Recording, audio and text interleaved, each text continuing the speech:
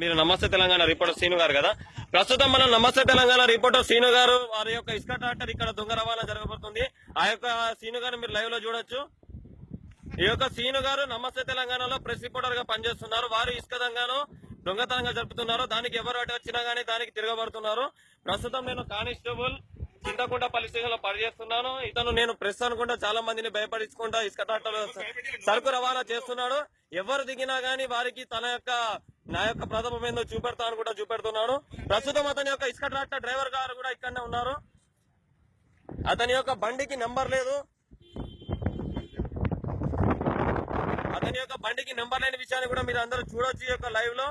ప్రస్తుతం మీ నమస్తే Telangana press reporter గారి యొక్క బండి నంబర్ వచ్చేసి 2 వీలర్ బండి నంబర్ హోండా షైన్ TA02EH 4400. ఈ యొక్క బండిని నమస్తే తెలంగాణ రిపోర్టర్ అనుకుంటా సీను గారు ఈ యొక్క ఇసుక దందా చేస్తున్నారు దొంగతనంగా. ఎవరు అటు వచ్చినా గానీ తన యొక్క ప్రతాపం చూపెడుతున్నారు. దీన్ని మీరు అందరూ లైవ్ లో చూడొచ్చు.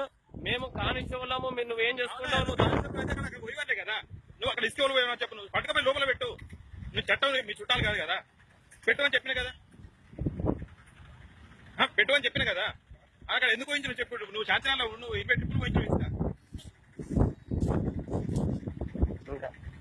ప్రస్తుతం మనం సీను గారితో లైవ్ లో మాట్లాడుతున్నాం. సీను గారు మాట్లాడే విధానం మనం చూడొచ్చు. ఇక్కడ నమస్తే తెలంగాణ రిపోర్టర్ సీను గారు, ఇతని పేరు TA02EH 4400 ఈ యొక్క బండి నంబర్. మీరు వెళ్ళండి. మీరు వెళ్లే లోపల మీ నమస్తే తెలంగాణ హెడ్ రిపోర్టర్ కి వాట్సాప్ చేస్తానండి ఇదంతా.